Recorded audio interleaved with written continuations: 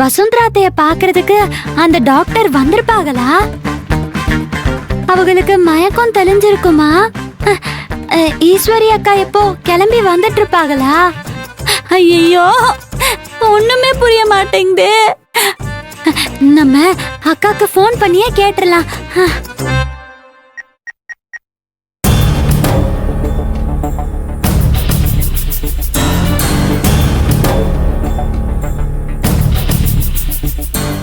ஈசு, என்ன இது டாக்டர் வந்து இவ்வளோ நேரம் ஆச்சு, ஊசி வேற போட்டிருக்காங்க, ஆனால் இன்னும் அம்மா கண்ணு முழிக்கவே இல்லையே. சின்னையா, அதான் டாக்டர் சொன்னாங்கல்ல ஒரு 1 மணி நேரம் ஆகும்னு. அப்ப இன்னும் 1 மணி நேரம் ஆகலையா? இல்ல சின்னையா, 1 மணி நேரத்துல கண்டிப்பா அத்தைக்கு மயக்கம் தெளிஞ்சிரும். நீங்க கவலைப்படாதீங்க.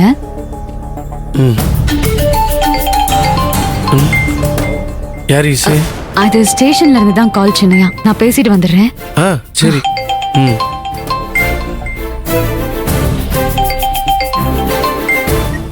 அக்கா, சொல்லு துளசி, ஸ்டேஷனுக்கு போயிட்டியா?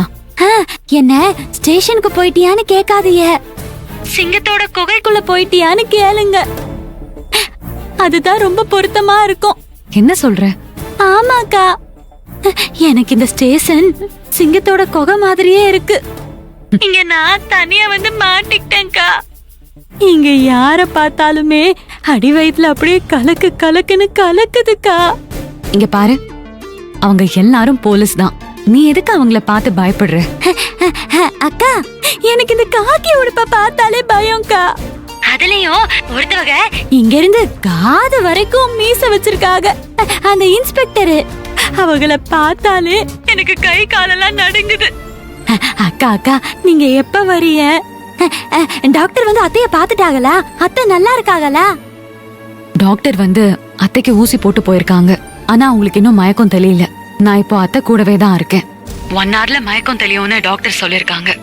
அதனால கொஞ்ச நேரத்துல அத்தை கண் முழிச்சிருவாங்க. நான் வந்துடுறேன். நீ என்னோட ரூம்ல இரு, எங்கேயும் போக வேண்டாம், பயப்பட வேண்டாம். சரிக்கா, நான் ரூம்லயே இருக்கேன். நீங்க கொஞ்சம் சீக்கிரமா வந்துருங்க. சரி, பத்ரம். பாய்.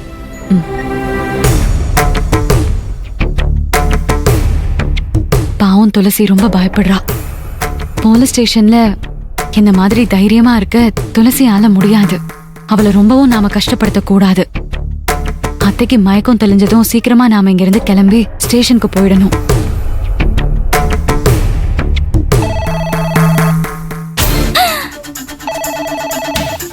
என்னது? ஹலோ, ஐயோ, ஹலோ, ஐயோ, ஹலோ, யாரு வேணும்? இல்ல, அவங்க இல்ல. ஐயோ ஐயோ அக்கா, உங்களை கேட்டு யார் யாரோ போன் பண்றாங்க. எனக்கு அவங்க கிட்ட எப்படி பேசுறதுன்னே தெரியலையே. சீக்கிரமா எப்படியாவது வந்துருங்கக்கா. சிறுவாபுரி முருகா, நீதான் என்னை காப்பாத்தணும்.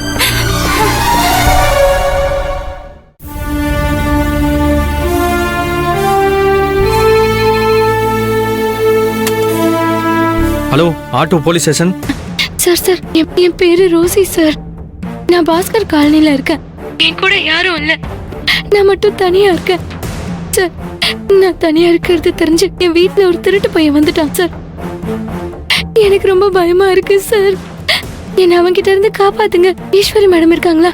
ஈஸ்வரி மேடமால முடியும். Eswari madam, Eswari madam, Eswari madam கிட்ட நீங்க தைரியமா இருங்க. நான் உடனே இன்ஃபார்ம் பண்ணிடுறேன். நாங்க உடனே அங்க கிளம்பி வரோம். பாஸ்கர் காலனில உங்க வீடு எங்க இருக்கு? அட்ரஸ் சொல்லுங்க.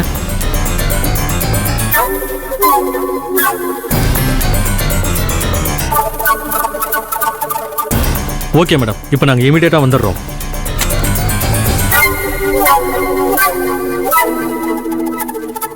கான்ஸ்டபிள், ஜீப்பை ரெடி பண்ணி வைங்க. Okay sir.